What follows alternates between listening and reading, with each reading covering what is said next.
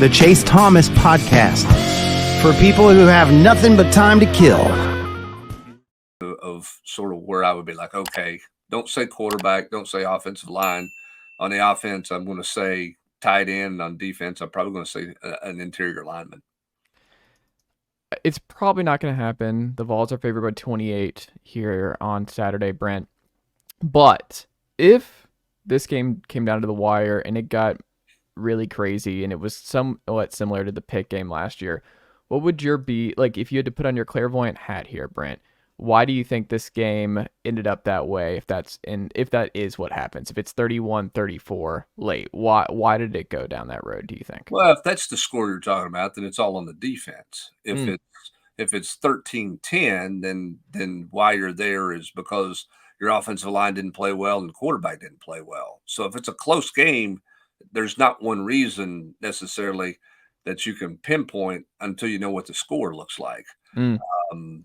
If Tennessee gives up 30-plus points in this game, then there's large red flags for this defense, for the rest of the season, because that's going to be the shocker of all shockers. If Tennessee doesn't score 30 points in this game, there's going to be red flags among Tennessee fans that are going to be like, wait a minute, Joe Milton's not what everybody told me he was going to be this offseason and this, that, and the other. So, we'll see. I'm going to give you a preview of one of my 10 things for Friday. Fans need to remember this. It is a marathon, not a sprint. Okay. And what I mean by that is, obviously you got to go win the football game. Okay. If you don't win the football game, we're in a different conversation. But even regardless of what the score is, careful with your hot takes either way, right? It's week one. Think back to last year, week one, right? The defense did not get a sack. Yeah. They had 1.5 tackles for loss. And everybody was like, what's the matter? Rodney Garner's group, they can't get anything done on defense. And holy smokes, what is going on? Then the next week they go to Pitt. They get 4 sacks, 6 or 7 tackles for loss. But then the offense doesn't get it going. What's going on with the offense? And then it just sort of settles in. And so what you got to remember is it's a long ways till the end of November. And there's a lot of growing to do. There's a lot of improvement to make. Guys are going to step up and come in out of the blue. It wasn't like Jalen Hyatt lit it up. I know he scored on the first possession last year, but it wasn't like he didn't have an Alabama type coming out party, the first 2 weeks of the season. It was all about Cedric Tillman. So, teams evolve, and how this team evolves and improves the first month of the season will dictate a whole lot about what October is going to look like. And, we'll see where this team goes from there. That's been the fun thing about these last 2 years is it's a team that has gotten better and evolved. Now, you could make an argument in year one. It took them a little too long to figure out to get Bayless Jones in the slot, and it took them too long to force the ball to Cedric Tillman a bit and some of those things. That's fine. But they got better as the year went on, as they started kind of finding themselves and figuring out who they were.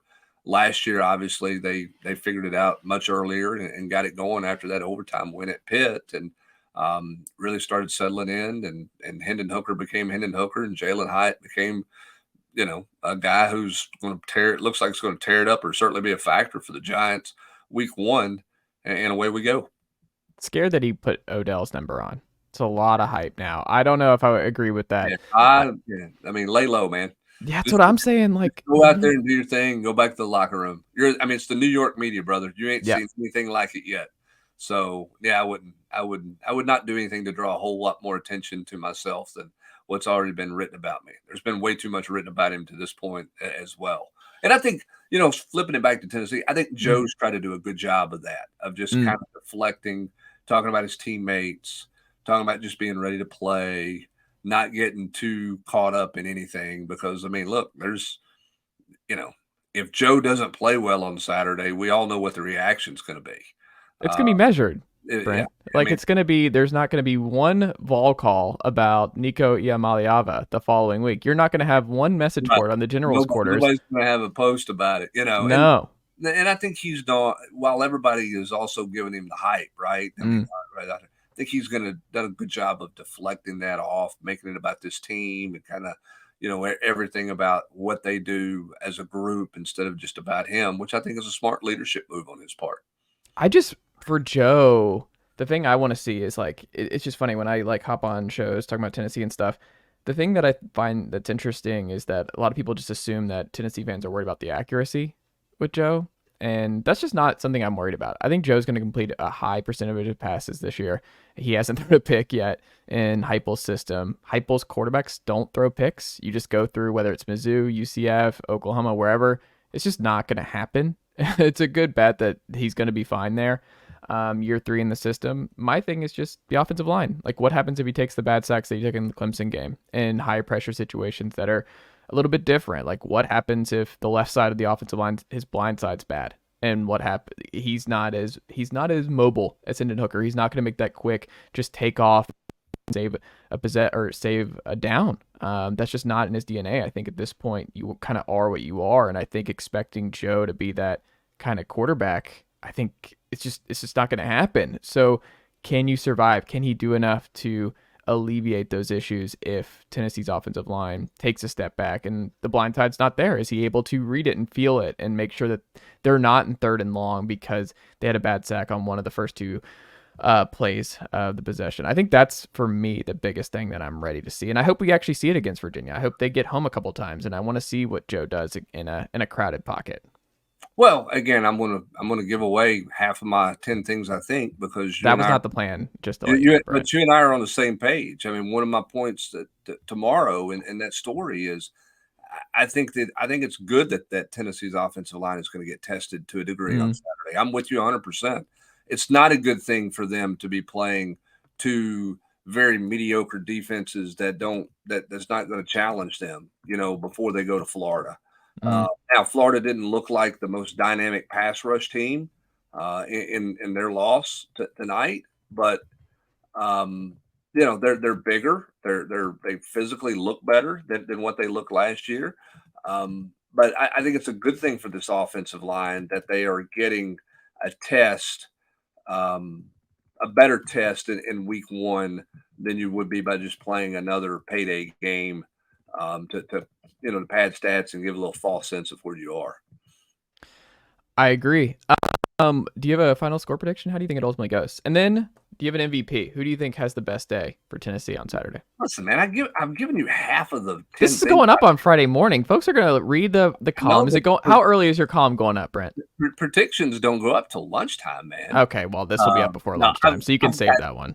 I've got Tennessee winning. I think everybody's going to pick Tennessee winning and winning comfortably. I think that what gets lost a little bit in Virginia and obviously what they went through last year at the end of the year is just horrific, and just a tragedy, of just a crazy, horrible tragedy. Before that happened, when you were talking just about the football team at Virginia, they had a lot of issues. And Tony Elliott was very, very critical of that Virginia team about their lack of buy-in, how they didn't buy in. They weren't committed to things, and all those, to each other and all that kind of stuff, which I thought was really fascinating and has kind of been lost in the talk about Virginia. I still feel like Virginia's I don't think they're ready to take a giant leap from year 1 to year 2. I don't think that they've got themselves identified and got their culture established and who they are and all those types of things. So I think because of that, I think particularly if Tennessee gets out of the gates early in this game, I think it could get rough on Virginia pretty quick. Young and he's not young, but a new quarterback and a new system. Going up a level. He wasn't dominant at the level he was at prior to in Musket. And I just think there's going to continue to be quite a few growing pains for Virginia, which is why I think this is a good opponent. Now, Virginia's defensive front, solid, even though that Chico Bennett's not going to play their best pass rushers. But again, it'll give Tennessee's offensive front a good test. But I think overall Virginia is still a ways away, which is why I'm surprised they're playing this game, because I don't think this game helps Tony Bennett. It's an interesting staff too. It's a lot of Air Force guys, and I've forgotten that he has a lot of Air Force ties. And I got the Air Force helmet over here. Troy Calhoun, friend of the program, and it's kind of interesting. The Clemson guy has a lot of Air Force guys on his staff. Yeah, he does. I mean, I think that, when you put your first staff together, a lot of times you kind of go where you're most comfortable. Mm. And I think that's, one of the questions that people had when they were talking about, him for a job. Is he the right answer? Is he the right fit? And that type of thing. Um, and I think I called him Tony Bennett, by the way, instead of Tony Well, there Elliott. is a Tony Elliott and a Tony Bennett. You did that, and I mean, it's not fair when we But, Matt, you have know the coach's name, right? It is late at night. Well, hold on. Last night, my co-host Matt Green called. He was hyping up Penn State and called him James. He called him James something, but not James Franklin. And I forgot. You got to be better. You got to be better than that. But no, I mean, I think sometimes you go and hire the person you're most comfortable with, the people you're most comfortable with, and I think that can be a danger if you're not careful. In your first staff, you can't hire all your buddies. Even though you're looking for loyalty and that type of thing. Now, I think his defensive coordinator is good. I think they did a nice job last year and kind of getting going, and they exceeded everybody's expectations because they were so bad the year before. But I think sometimes when you're an assistant, you lean towards the people that you know, and sometimes that can get you in trouble. I think one of Butch Jones's issue was he probably brought too many people with him from Cincinnati, Mm. which probably didn't help him. He didn't bring enough real Power Five experience or any SEC experience with him. And I think when you look at what Josh Heupel did, he brought his offensive guys, which makes Yeah. total sense. But you look at his defensive guys; they're from a lot of different places, and they have a lot of big conference experience. When you look at it, I mean, Tim Banks has been in the Big Ten. Brian Jean-Marie has been a Big Ten guy. Willie Martinez has been in the SEC before he came. I mean, he was obviously here before. He was at Georgia for years. Rodney Garner, we know. So that was the side of the ball that had a lot of experience, which I think was a smart move. Was that Heupel's idea? I would imagine. I Yeah. mean, you're the head coach. You're going to put your staff together. I don't think anybody's making you hire at that point. But I think it was a smart move by him to bring in some people to help navigate. Of course, he understood the SEC. He had been in this league as an assistant, and then had gone off to be a head coach. I think the challenge is when you leave a coordinator's position and you go be a first-time head coach, how much has your head coach you've been working for prepared you for the job? Now, you look at that, you say, well, Kirby Smart's doing really well, right? But remember this about Kirby Smart. Went back to his alma mater. Yeah. Knew a bunch of people. The media, the media handlers down there were there when he was working there.